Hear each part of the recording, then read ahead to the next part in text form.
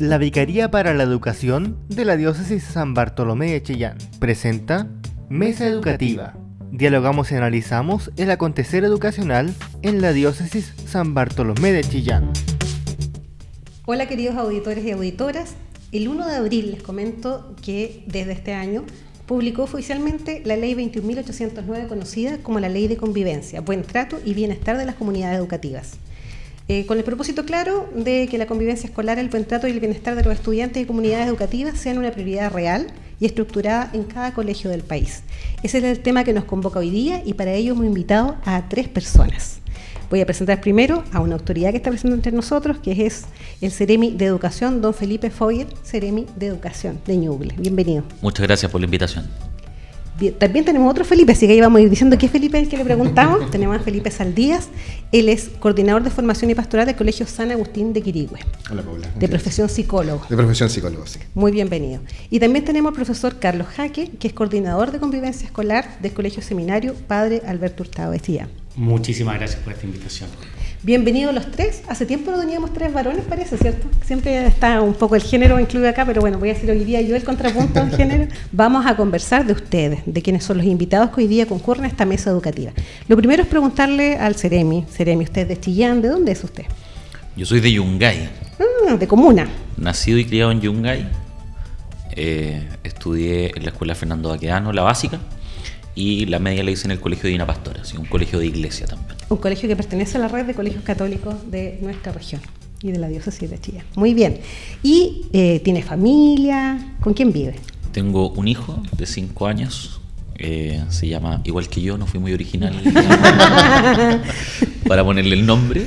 Él ya va en prekinder, así que ya está entrando la escolaridad. Yo estaba viviendo en Concepción y volví a Ñuble con el nombramiento de Ceremi, así que actualmente hoy día estoy radicado en Chillán. En Chillán. ¿Y el tiempo que lleva es poco, el tiempo que lleva como Ceremi? ¿Cuánto tiempo lleva? Fui el primer Ceremi que anunciaron en conjunto con Economía y con Medio Ambiente. Nosotros subimos el 25 de marzo. En consecuencia, en unos pocos días más ya vamos a cumplir 3 meses. Parece que hubiese pasado 2 años. Que han pasado muchas cosas. Sí, sí. Pero también algo quiere decir, si lo nombraron uno de los primeros, porque también es algo muy relevante también para la implementación de la delegación acá. De todas maneras, fueron nombramientos que se hicieron a nivel nacional y para el presidente Castro fue muy importante que los Ceremis de Educación estuvieran dentro de los primeros nombramientos por la importancia que tiene el elemento educativo, no solo para el gobierno, sino para el funcionamiento propiamente tal del Estado. Así que ahí estuvimos el 25 de marzo asumiendo en la delegación. Profesor Carlos, ¿y usted? ¿Cuál es su realidad personal? A ver, cuéntenos algo. Bueno, en estos momentos me desempeño como coordinador del ciclo inicial del Colegio Seminario. Soy profesor básico con mención en matemática, 14 años de aula y después ya estudié psicología. Y eso me dio el paso para poder estar en la coordinación de la convivencia ahora. Ardua labor. Y más ahora con los cambios que se nos vienen. ¿Y usted es chillanejo? Yo soy chillanejo, también estudié en un colegio de la red en San Vicente, educación básica, y después me cambié al comercial, al Insuco. Sí, ahí estuve, la última generación que salió de quinto. Así que bien. ¿Y qué especialidad tuvo ahí? Ventas y publicidad, que mi mamá casi me mató. Amplia la gama de trabajo. Muy bien. Sí. ¿Y tú, Felipe? Bueno, yo soy de Chillán, nacido, criado y mal criado también en Chillán. Actualmente trabajando en Quirihue, como tú decías, ¿cierto? Como coordinador de formación y pastoral. Estudié psicología, carrera que me encanta. Estuve ahí también haciéndole el guiño al sacerdocio, pero por cosas varias optamos, ¿cierto?, por dar un paso al costado. Creo que no me equivoqué, que el Señor al final igual nos va mostrando los caminos que uno va teniendo.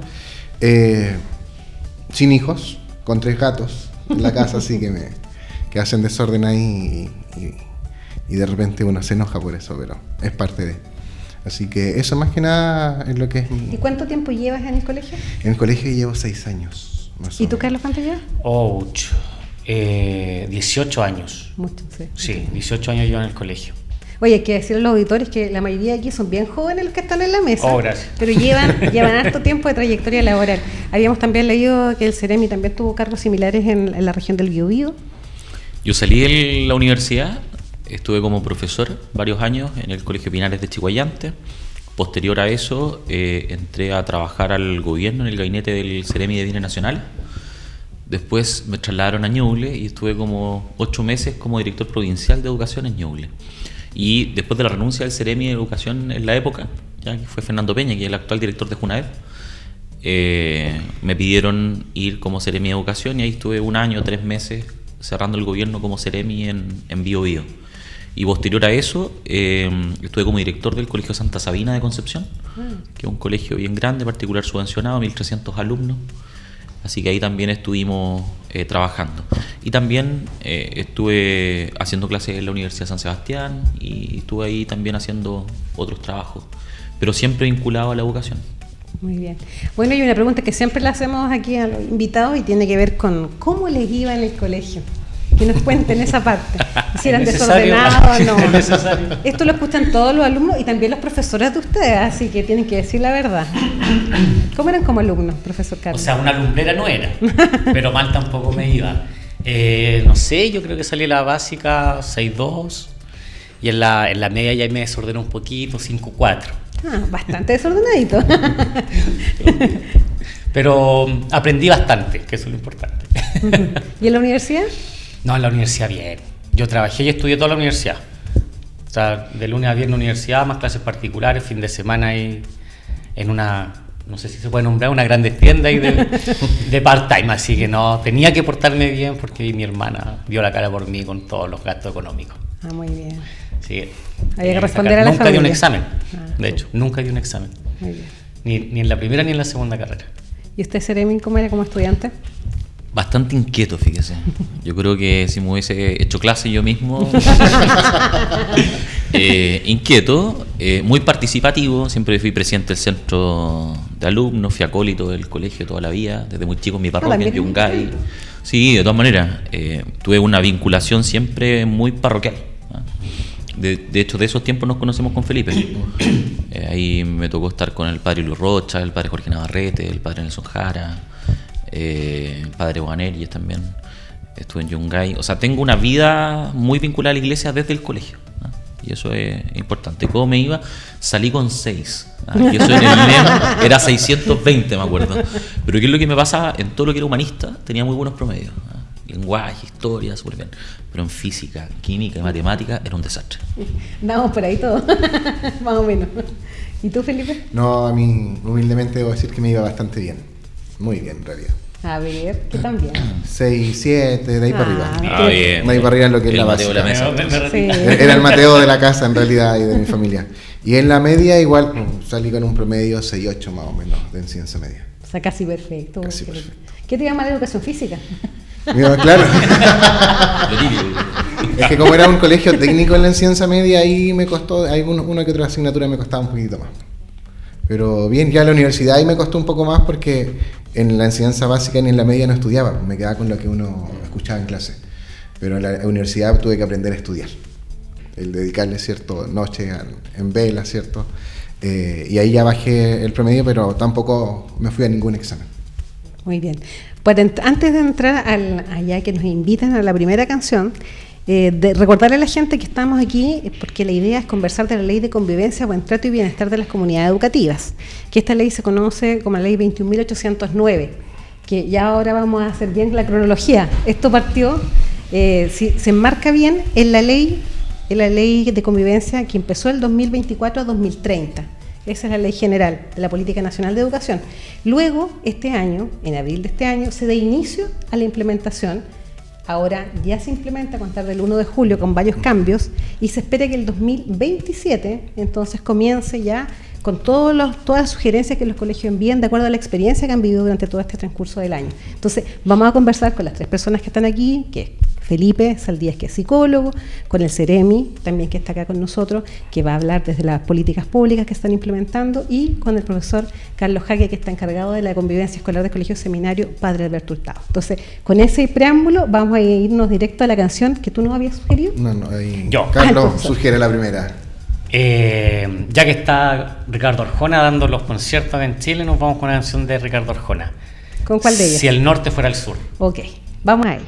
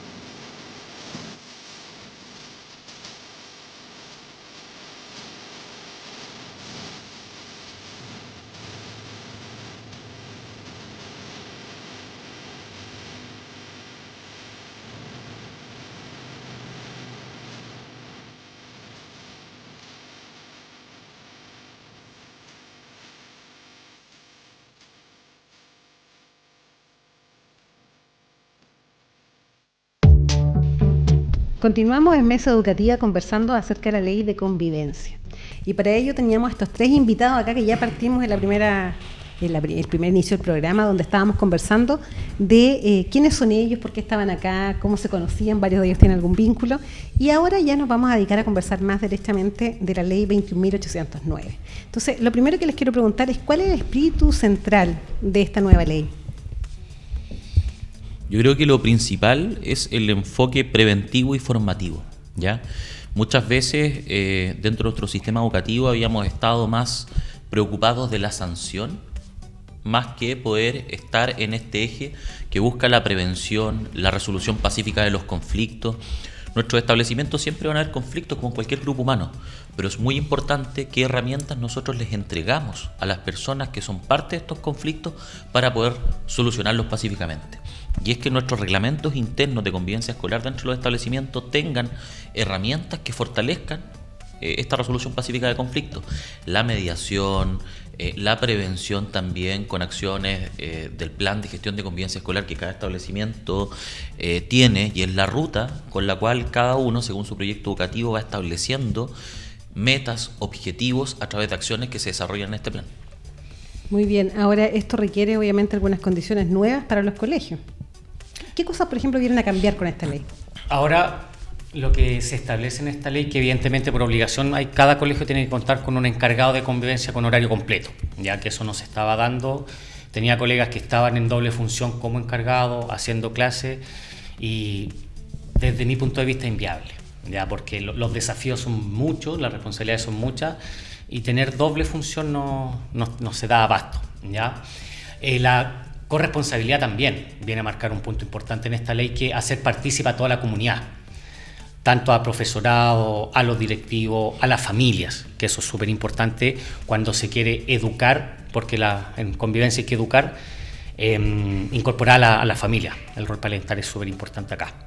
Ahora, esta ley, ¿sienten ustedes que recoge lo que han venido experimentando previamente? Porque igual han habido temas, sabemos que en la connotación nacional apareció mucho el tema de los problemas de convivencia que hay dentro de los colegios, entre estudiante, profesor y apoderado incluso. Que ya se venía hace un tiempo trabajando, por ejemplo, del Plan Nacional de Convivencia Escolar. Ya partimos con esta invitación de lo formativo por sobre lo punitivo, por lo que decía el Ceremi, ¿cierto? Esto de ir cambiando la mentalidad, de ya no solamente la sanción, sino que buscar, ¿cierto?, qué está pasando y ir formando a los estudiantes. También el tema de salud mental, muy importante hoy en día, que también trae un foco importante en la ley, de la importancia de designar dentro del plan de convivencia acciones concretas en torno a la salud mental. Sobre todo a mí, que siendo psicólogo, para mí es importante ese tema, porque al final veíamos que muchos de los problemas tenían una raíz más de salud mental, por problemas de los chiquillos, de los estudiantes, problemas familiares que detrás acarreaban, ¿cierto? Y como sabemos, los estudiantes están prácticamente todo el día en el colegio. Y ellos obviamente gatillan en los problemas que se generan en la sala de clase, en los recreos. ¿Y hay cambios aparte de esto de tener un coordinador de tiempo completo? ¿Hay algunas capacitaciones y cosas que empiezan a implementarse con esto? Es que, complementando lo que dice Felipe, más que la ley, busca el protocolo propiamente tal, busca la gestión colaborativa de conflictos, lo preventivo, lo formativo, la salud mental, y eso también incorporarlo en el currículum, en la práctica, en la didáctica de los profesores, para poder enseñarles a convivir a los estudiantes. Entonces también es un punto muy importante que el profesorado tiene que hacer suya esta ley e incorporarla en sus prácticas pedagógicas diarias. Y también entre ellos, de repente entre los profesores, imagino que también hay algún tipo de conflicto, que esto ya se amplía, ya no es solo de los estudiantes, sino que distintos grupos humanos que conviven en el colegio. Es que en realidad la convivencia en sí trae conflicto. Habiendo dos personas o más se va a generar algún tipo de conflicto. Lo importante obviamente es aprender a cómo poder resolverlo. Tenemos protocolos, de hecho todos los colegios tienen que tener estos protocolos de conflicto entre estudiantes, entre funcionarios, porque en realidad hay que saber qué hacer frente a esta situación y verlos en realidad como un proceso de aprendizaje formativo. Esa es la invitación que se hace. ¿Y cómo entra aquí el Ministerio de Educación para acompañar este proceso? Nosotros hemos estado trabajando con la Superintendencia de Educación muy de la mano. De hecho, estábamos hoy día en la mañana, venía desde allá, acompañando a los establecimientos educacionales, no solamente con procesos sancionatorios, ¿ya? Yo creo que eso es muy importante. Veíamos algunos casos, como vengo de ser director de colegio, también me tocaba ver estos temas, pero desde la otra vereda. Y la superintendencia, ¿qué es lo que está haciendo? Va una apoderada, por ejemplo, a hacer alguna denuncia contra el establecimiento y le preguntan, ¿usted habló con el director? ¿Habló con el encargado de convivencia escolar?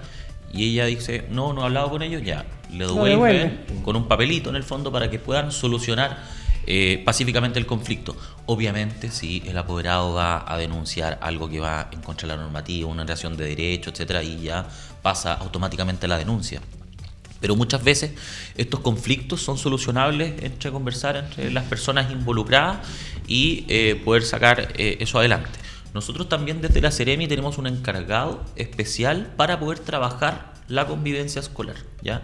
Donde bajamos la política pública del ministerio con los distintos establecimientos educacionales, tenemos un plan regional con distintas acciones, capacitaciones, las cuales son invitados los distintos establecimientos educacionales de nuestra región para hacerse parte, no solo de esta ley, sino también de las otras normativas que el ministerio va desarrollando en convivencia escolar, siempre poniendo el eje en lo preventivo y en la resolución pacífica de los conflictos, pero también poder dotar y fortalecer las herramientas que tengan los establecimientos educacionales para poder hacer frente a los problemas que ellos tienen, ya que se les genera el conflicto propiamente tal y la aplicación del protocolo para poder solucionarlo.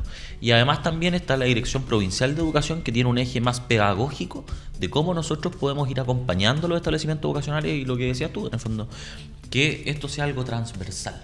Porque nosotros entendemos el colegio como un lugar mucho más profundo que solo ir a aprender contenidos.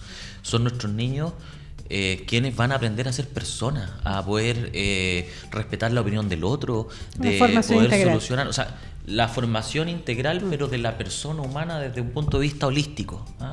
No solo el contenido propiamente tal. Y bueno, estamos hablando de la ley, insistimos a los auditores, 21.809, que es de convivencia escolar, entonces seguramente ellos han escuchado de que esto entra en vigencia y todo, y es un desafío no solo para los colegios, sino que también para las familias, para entender de otra manera cómo funcionan los colegios. Entonces, desde la experiencia de ustedes en la ejecución de esto, ¿cómo se ven involucradas las familias?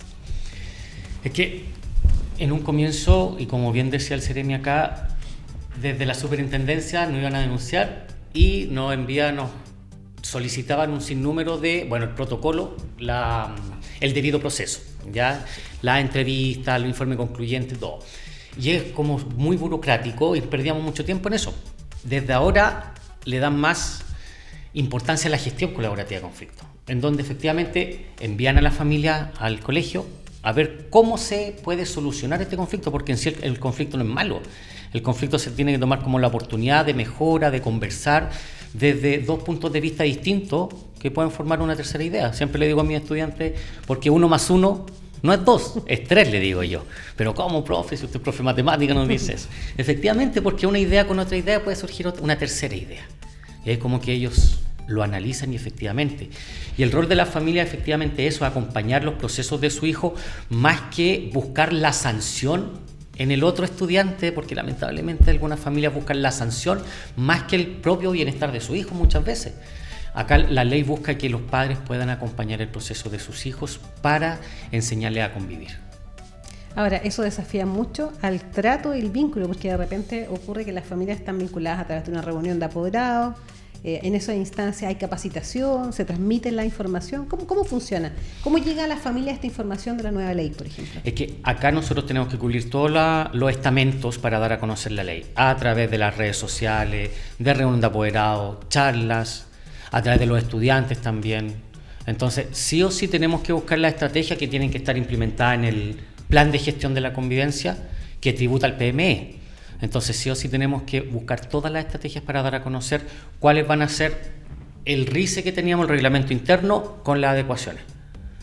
Entre las cosas que ocurren frecuentemente en convivencia escolar en los colegios, como que el resultado de todos estos protocolos la gente no lo entiende o lo quisiera saber en detalle. ¿Cuál es la experiencia que tienen, por ejemplo, en tu colegio? En realidad, cuando uno activa un protocolo, y ha costado mucho que entienda un poco los apoderados, los estudiantes. Pues aprovechemos de contarle cómo funciona. En realidad funciona. cuesta un poco entender si yo tuve un conflicto, por ejemplo, con Carlos, ¿cierto? ¿Qué puede pasar? ¿Qué puede pasar? Y es bueno, y es bueno. Y es bueno. Se resuelve, ¿cierto? Se activan los protocolos y somos nosotros los quienes vamos a saber, ¿cierto?, cómo se resolvió la situación. Si es que hubo sanción o qué tipo de sanción o acción pedagógica, formativa hubo. Pero resulta que la gente quiere saber más, quiere saber qué pasó, qué dijo tal persona, qué no dijo, y esas son información que uno tiene que mantener dentro de la confidencialidad también. Y eso es lo que cuesta, por lo menos en mi colegio ha costado un poquito eso, en algunos casos, entender que hay procesos que son confidenciales o información que es confidencial por respeto, ¿cierto? Porque no podemos vulnerar los derechos de los niños. Pero como todo el mundo se enteró del conflicto, por ejemplo, con Carlos, quieren ver la resolución. Quieren saber la resolución y muchas veces no se puede saber. Y ahí es donde se genera este mito, ¿cierto? De que convivencia no hace nada, que nunca dan respuesta, pero es porque en realidad los procesos están pensados en resolverlo, ¿cierto?, en común con la persona que se tuvo el conflicto. Y además tenemos que pensar que estamos trabajando con menores de edad en la mayoría de los casos, entonces tampoco se puede comunicar nombre, medida. Efectivamente, y es más, que tuvimos el conflicto con Felipe, yo ni siquiera me debería enterar cuál fue la medida formativa o sancionatoria para Felipe, porque de hecho esto es anual. Ya todos los procesos son anuales, entonces yo a lo mejor tenía un protocolo activo desde antes y tengo otra sanción previa como agravante. Entonces Felipe no tiene por qué enterarse, o la familia de Felipe no tiene por qué enterarse cuál es mi proceso personal, ¿ya? Respetando la confidencialidad. Sí, eso cuesta un poquitito, pero uno entiende en el sentido de querer saber cómo se resolvió. Sí. Y saber, ¿cierto?, que esta situación tuvo una finalización adecuada. Yo lo tomo desde ahí. Que la Ahora, gente quiere saber lo que ocurre con más frecuencia en los colegios que generan un conflicto, ¿a qué se atribuye o de dónde nace? ¿Tienen conflicto de violencia, de redes sociales? ¿Dónde están los principales problemas hoy día? Bueno, nosotros en el colegio constamos con 21 protocolos, pero el que se activa más es el protocolo número 6, que es el de agresión entre pares. ¿Ya? Ese se da dependiendo el ciclo, que el colegio nosotros se divide en 3 ciclos, pero los más pequeños son peleas que se pueden solucionar a través de una gestión colaborativa de conflicto, una mediación. Ya cuando se dice a más edad los problemas son más grandes y ahí las redes sociales también entran a jugar un papel lamentablemente aquí desafiante. Y por eso también qué bueno que se opta por regular el tema del uso de pantallas dentro del colegio. O sea, eso nos ha jugado aportar, bastante a favor, sí, completamente. Los profesores están muy agradecidos de eso porque competir contra una pantalla no es fácil, porque efectivamente causa adicción y nosotros cuando hacemos clases nos complica poder captar la atención y lidiar con una pantalla dentro de la sala de clase. Yo en un programa anterior también les comentaba que los apoderados tampoco aportamos mucho desde ese punto de vista, porque en cualquier horario del día uno le pregunta algo el hijo para el colegio, se acostumbró a eso, cuando interrumpe lo que están haciendo los estudiantes. O también cuando hay un conflicto y los chicos directamente se comunican con los papás y quieren que el colegio tome medidas cuando el colegio todavía no sabe, porque ya lo supieron en casa. Entonces, el problema es la inmediatez de los conflictos y lo otro que también es importante es que los papás se sientan parte del colegio y no que el colegio está en una vereda y ellos en otra. Porque muchas veces, a mí me pasaba siendo director de colegio, los papás llegaban al establecimiento pensando que su hijo era un acusado y eran los abogados frente al colegio. Claro. Y yo creo que es muy importante hacer entender a los papás que tanto establecimiento educacional, profesores y asistentes de la educación y papás tienen que estar en la misma vereda formativa de su hijo, ¿ya? Y es muy importante tener claro entre colegio y padres cuál va a ser la línea con respecto a cómo se va a abordar el conflicto con su hijo. Y ahí también está dentro del proyecto educativo institucional que tenga cada establecimiento, ¿ya? Y en este caso, ser católicos tienen también presente todos los valores, la dignidad humana. De todas maneras, y el debido proceso. Yo creo que eso también es importante, no hay que tenerle miedo a las activaciones de los protocolos dentro de los establecimientos, si son herramientas para poder enfrentar de buena manera los conflictos. Y el debido proceso, que hay plazos para poder aplicar una sanción, que la persona que va a ser sancionada tiene la oportunidad de poder dar sus descargos, de poder decir, ¿saben qué? Yo considero que mi sanción está más aplicada por A, B o C y será el establecimiento quien determine cuáles van a ser las acciones que se van a llevar a cabo frente a esa situación. Pero eso es lo que nos pasa entre los establecimientos, ¿eh? En el fondo, cómo poder vincular a los papás dentro del proyecto educativo y que no sientan que ellos están en una vereda aparte. Una cuestión que nos sirvió mucho, a nosotros por lo menos, y lo comento, fue hacer un sábado familiar, ¿ya? Donde llevamos a los papás, ¿ya? Con un objeto significativo de la infancia del niño. Y la pregunta ahí era, y yo se la hacía a mis profesores, ¿hace cuánto tiempo los papás no hablaban con sus hijos de algún tema trascendente? porque la inmediatez, están todos llenos de cosas, el trabajo, los tiempos, etcétera. Pero ¿cuándo fue la última vez que los papás estuvieron sentados con sus hijos y le preguntaron cómo está el colegio, de temas más trascendentes, más que cosas inmediatas? Hace muchísimo tiempo, y vimos cómo lloraban, cómo agradecían en la jornada, oye, y que iban a tomarlo como una práctica habitual dentro del proceso. Hoy día, desgraciadamente, veo que muchos jóvenes están muy solos, que los papás no están involucrados en profundidad a la formación de sus hijos.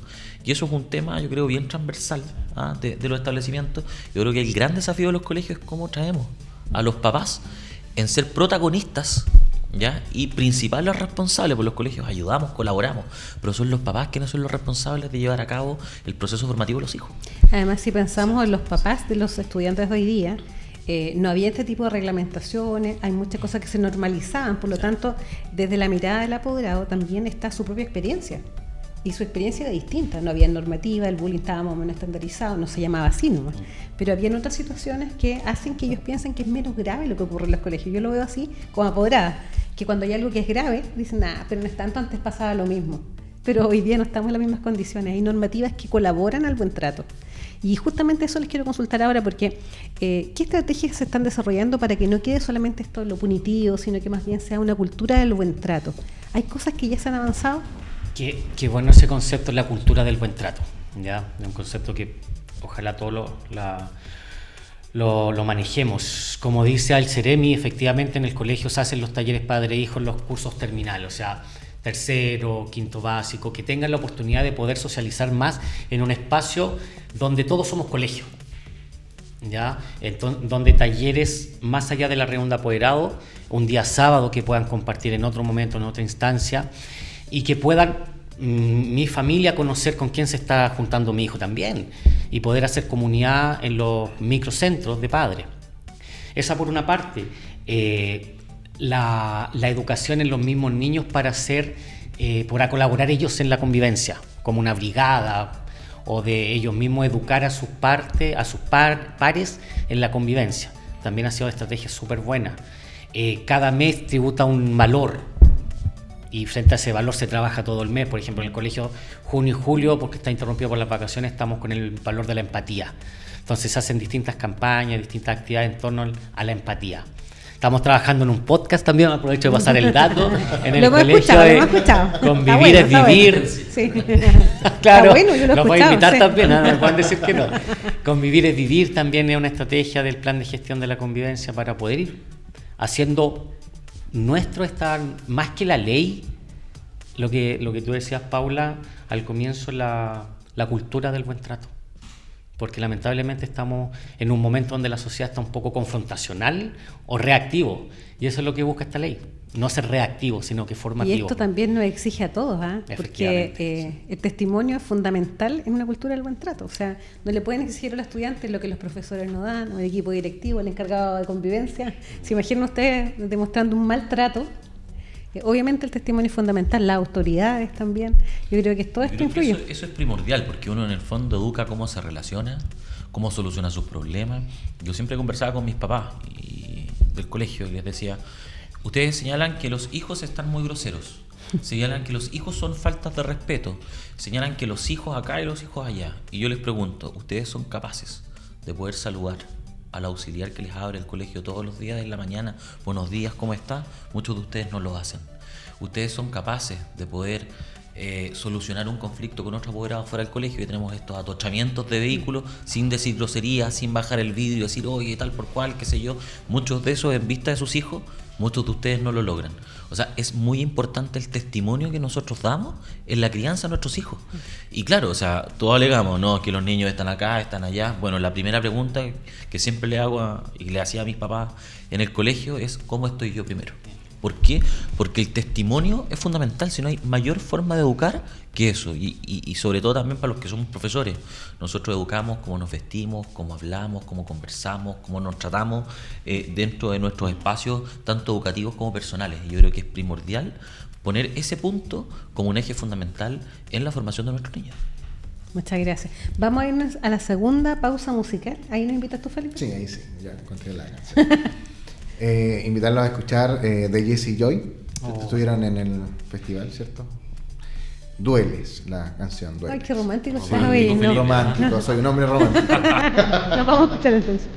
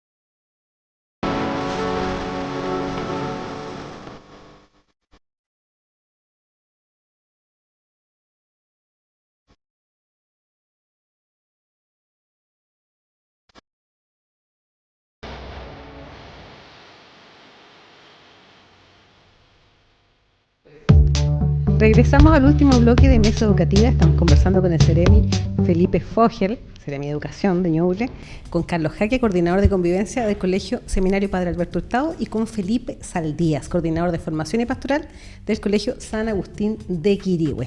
Ya estamos en este último bloque, y este último bloque lo dedicamos un poco a ir cerrando este tema de cuál es la ley de convivencia escolar, pero sobre todo qué desafíos se plantean.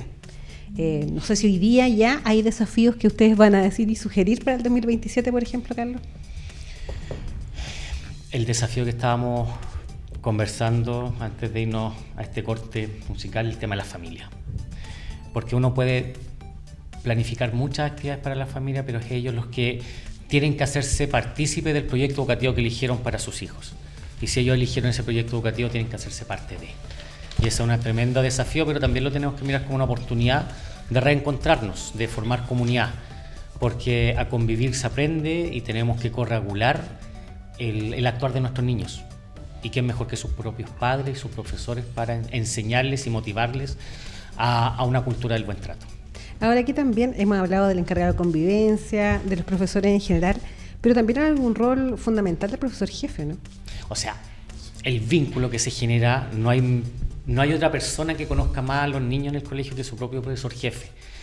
Y por eso son tan buenos los cierres de semestre para hacer estos consejos evaluativos, tomar decisiones, proyectar el segundo semestre, porque los profesores jefes conocen la realidad desde cómo llegan los niños en la mañana cuando piden la oración, que la oración es una instancia muy bonita de encuentro. Para eso tienen que llegar puntuales, para asistir a clase. Me estoy desviando un poquito del tema, pero el tema de la puntualidad y el asistir a clase es fundamental. Y ahí los profesores se enteran mucho de la dinámica de la familia a través de lo que los niños van pidiendo en la oración. Y los niños buscan de repente y lamentablemente un refugio en sus profesores jefe y también de asignatura. Qué bueno lo que dice el profesor, que tiene que ver con la disciplina también, y disciplinas familiares, porque el estudiante no llega solo, es la familia que lo lleva atrasado o no lo lleva porque llueve, por ejemplo. Eso nunca lo habíamos escuchado antes en la vida, pero también los niños lo ven en sus compañeros y preguntan, ¿por qué yo tengo que ir siempre si mis compañeros cuando llueve no van? Entonces hay también una responsabilidad familiar de la disciplina, y que eso redunda también en este tipo de leyes, porque ¿cómo se van a implementar si todos se involucran o no generan disciplina?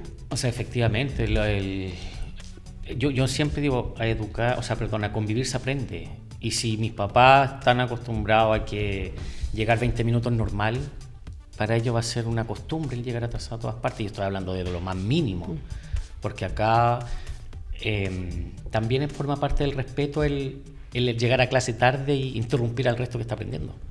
Así que un recado ahí para los apoderados también, que nos hagamos cargo de las cosas que son simples. Yo creo que un elemento importante también es que los apoderados conozcan el reglamento interno y el proyecto educativo del colegio. Y ahora que va a cambiar, que lo conozcan de nuevo. Por ejemplo, o sea, no es que para mí no es tan importante que el estudiante venga con uniforme, pero es una piedra angular del proyecto educativo, que el estudiante tiene que venir con uniforme.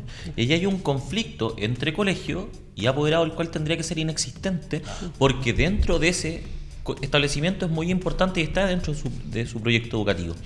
Yo creo que es muy importante eso, cuando los papás puedan escoger de buena manera el colegio de sus hijos, interiorizándose de los proyectos educativos.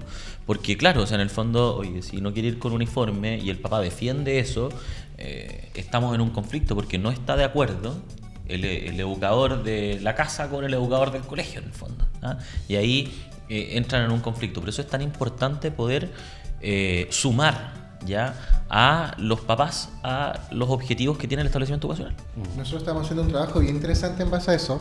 Tenemos los delegados de convivencia escolar de padres, y este año el foco está en enseñarles el RICE, partir con temas formativos en torno al RICE. ¿Qué dice el RICE respecto a tales temas?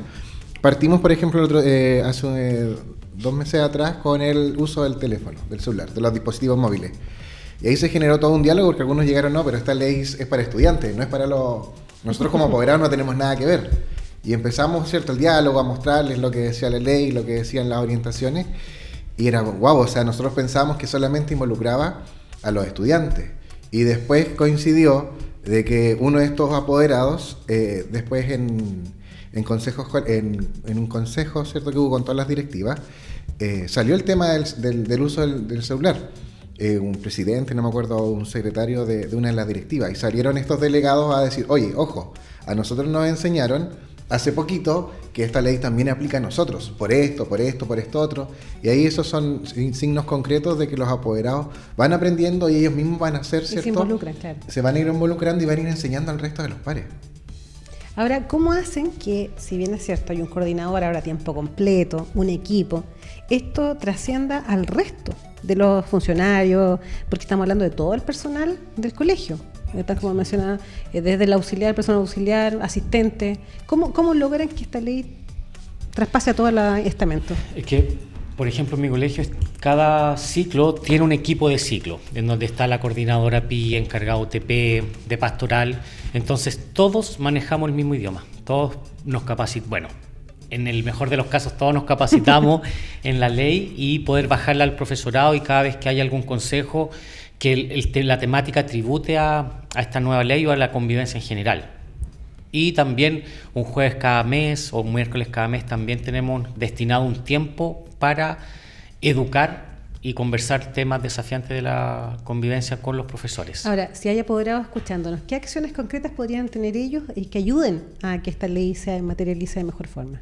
Yo creo que la comunicación fluida con su profesor jefe, seguir los conductos regulares, preguntar antes de actuar. Yo creo que eso es fundamental. Leer la ley también. Efectivamente, efectivamente. O sea, como decía el Ceremi, hacerse cargo del proyecto que yo elegí para mi hijo, educar, y leer el reglamento, porque cuando llegan con un protocolo se lo saben de memoria porque les pasó a ellos. Y yo creo que todos haríamos lo mismo. Pero es importante educarse para poder apoyar el día a día de su hijo, la formación. Porque yo encuentro que, no sé cuál será la experiencia de ustedes, pero hay muchos apoderados que creen que el colegio tiene que cambiar el proyecto educativo, adecuarse a su hijo, y no al revés. Sí, y eso es un elemento muy importante, porque es la hoja de ruta que tiene el establecimiento de cómo lleva el proceso formativo. Y es ahí donde los papás escogen ese establecimiento vocacional para sus hijos. Por eso es tan importante conocerlo y ser parte. Y esto yo lo he repetido harto, pero yo creo que es bueno entender, el establecimiento colabora con la educación de mi hijo. Pero son los padres, los apoderados, quienes son los principales responsables en la formación de sus hijos. Yo creo que eso es muy importante ponerlo siempre encima de la mesa. Y no está tan claro, Serena. Yo siempre vuelvo a ser apoderada, y cuando nos preguntaron eso en el colegio, está en el colegio que está el profesor Carlos, en algún minuto me acuerdo que los apoderados nos preguntaron: ¿qué porcentaje creen ustedes que el colegio es la formación o la educación y los apoderados? Y la mayoría le ponían más el porcentaje al colegio. Era impresionante, porque uno pensaría que no. O sea, como que el actar 80-20 para mí es así. El colegio aporta un montón de cosas y herramientas, pero uno es quien forma a su hijo. Efectivamente, o sea, el contenido, el currículum, nosotros, ahí yo le daría el 80 al colegio, con matemática, lenguaje. Ustedes nos apoyan ahí, reforzando en la casa, las tablas, pero tema valórico, ahí yo creo que gran importancia, o la mayor importancia, la tiene la familia. Sí, y se ve en realidad, pues uno ve a los estudiantes y son el reflejo de sus padres. Y si la familia no tuviese este porcentaje prioritario, obviamente, y mayor, no sería así. Aunque los hijos son bien diferentes unos de otros. Veríamos estudiantes que son todos en la misma línea, pero no, pues vemos estudiantes que son reflejo de los papás, con todas las diferencias que corresponde a cada ser humano. Pero uno ve al estudiante y ve a los papás y uno dice, es hijo de... Hay algo que yo considero sumamente importante, y quizás los que nos están escuchando no van a estar de acuerdo con lo que voy a decir, pero me tocaba mucho que iban papás al establecimiento educacional y me decían: director, mi hijo no miente. Y yo decía, ¿cómo le digo que sí? Yo en el fondo le decía, todo no hay alguno, porque generalmente siempre tomaba las entrevistas con parte de mi equipo, ¿hay alguno de ustedes que esté hoy día en esta mesa que pueda decir que nunca en su vida ha mentido? Créanme que yo no puedo, porque yo sí he mentido. Y hay que entender eso, o sea, en el fondo, no estoy diciendo que no le crean a sus hijos. Yo creo que eso es muy importante, ¿ya? Pero también hay que tener la apertura para decir, ¿saben que existe un porcentaje importante que mi hijo podría haber mentido frente a este tipo de situación? Y no por eso lo hace mal niño, lo hace mal persona, porque es parte de la formación. Si nosotros los adultos, que estamos bien o medianamente formados, somos capaces de mentir, ¿qué esperamos para niños que están en proceso de formación? Yo creo que es muy importante ahí ese rol de los papás. ¿Tienen que creerle a sus hijos? Por supuesto. ¿Tienen que también a veces defenderlo? También. Pero el decir, no, mi hijo no miente, mi hijo jamás haría eso. Y muchas veces nos pasaba, mire, ¿sabe qué? Tenía que mostrarle una cámara. Mire, ¿este es su hijo? Sí. Y se les desfiguraba la cara, ¿ya? Yo creo que también ahí es importante señalar que nuestros hijos están en proceso formativo, se van a equivocar, y eso es lo que nosotros buscamos en los establecimientos educacionales. Si nosotros no queremos estudiantes foto, nosotros no queremos estudiantes de estatua, nosotros queremos que se equivoquen, nosotros queremos que se caigan y que el establecimiento y la familia esté ahí para poderles brindar una mano y poderse formar. Y siempre los errores son experiencias y son oportunidades para ser mejores personas. Y qué mejor que cometan esos errores en el colegio y que sean capaces de poder mejorar y ir aportando todos los días su propia formación. Porque ambiente todos los seguro. que estamos en esta mesa, en el fondo, tenemos que ir mejorando muchas cosas todos los días. Si esto es un proceso continuo hasta que nos muramos. No, y también agregando cosas a lo que usted plantea, que muchas veces también hay que ver por qué hay esos relatos que a lo mejor son discordantes entre compañeros y todos, porque también hay un grupo, hay presiones entre ellos, hay cosas que no quiere que la familia sepa, o sea, se abre un mundo respecto de por qué un alumno dice una cosa u otra que quizás no están apegadas a la realidad. Yo creo que también uno de los factores es la cultura de la sanción, que los niños le tienen miedo, me van a castigar. Me van a quitar esto. Claro, entonces prefieren omitir parte del relato, transformar la realidad para su conveniencia, y también es parte de la... Sí, del generar identidad. Pero sí estamos viviendo en una sociedad con una crisis de autoridad muy profunda que se ve reflejada en los colegios. Porque yo siempre digo esto, los establecimientos educacionales son reflejos de la sociedad en las cuales les toca vivir. No son islas que se apartan de lo que nosotros vivimos todos los días. Y hoy día vivimos una crisis de autoridad y eso también le ha pegado muy fuerte al colegio, ¿ya? Y hay muchos papás en el fondo que van a pelear con el profesor más que ponerse de acuerdo por el bienestar de su hijo. Y yo creo que eso también tenemos que ir dando un giro. El profesor no es mi enemigo, el profesor quiere lo mejor para mi hijo igual que yo. Quizás muchas veces no estemos de acuerdo en el camino para poder llegar, pero lo que no podemos dudar es que el profesor quiere lo mejor para mi hijo, y el establecimiento educacional también. Yo creo que ahí es muy importante el construir esa comunicación constante y fluida, los lazos de confianza, y muchas veces conflictos se solucionan conversando. Oiga, profesor, ¿cuántas veces nos ha tocado? Ahora que lo escucha usted y me da su explicación, entiendo este tema, muchas gracias. Pero muchas veces se quedan solo con una parte de la historia. Nomás. Y claro, es muy complicado. Yo por eso que es importante tener esta comunicación constante y fluida con nuestras familias, y que los establecimientos vocacionales sean de todos, no solo el profesor, no solo el estudiante, sino también de la familia, que todos se sientan parte de, fortalecer la identidad institucional que cada familia tiene con el colegio. Bueno, antes de agradecer que hayan venido, les doy la oportunidad de que también puedan dar algún mensaje, porque ya estamos en el tiempo del cumplimiento del programa, y ha sido muy interesante escucharlo desde la experiencia, desde las políticas públicas que están implementando, desde el nuevo gobierno también, porque hay nuevas improntas, y quisiéramos saber si quieren dar algún mensaje a la comunidad aprovechando el programa. O sea, siguiendo la línea de esta nueva ley, podría dar el mensaje de la convivencia es tarea de todos. No solo del coordinador, no solo del PJ, del profesor jefe, sino que de todos. De la persona, del auxiliar, de la familia, de toda la transversalidad que cruza en el día a día de nuestros niños. Felipe. Yo en la misma línea, y sobre todo el cambio cultural que tenemos que ir haciendo. Ya hemos ido dando algunos pasos, y ya con esta ley ya los pasos tienen que ser mucho más firmes. Adherirse, ¿cierto?, a esta cultura del cuidado y del buen trato. Más que nada sería ese el mensaje. Muchas gracias. Seremi. Y ahora, para nosotros como gobierno es muy importante poner a los estudiantes en el centro, ya entendiendo su dignidad, su trascendencia, y es por eso que nosotros ahí estamos fortaleciendo el trabajo en el aula, ¿no? Estamos desarrollando un plan que se llama Chile Aprende y Avanza, poner el foco sobre todo en los primeros años, que nuestra discusión esté en los aprendizajes de los estudiantes, y por otra parte también fortalecer la convivencia escolar. Nosotros sabemos, si no tenemos un bienestar socioemocional no hay cognición, no hay aprendizaje, y es por eso que es muy importante que nuestros establecimientos vocacionales estén de la mejor manera posible trabajados los elementos de la convivencia escolar, y es ahí donde estamos trabajando. Estamos dando lineamientos con autonomía, porque la realidad de ustedes puede ser muy distinta, y es por eso que ahí nosotros estamos trabajando y abocados en que todos tengan oportunidades de poder desarrollarse de manera integral.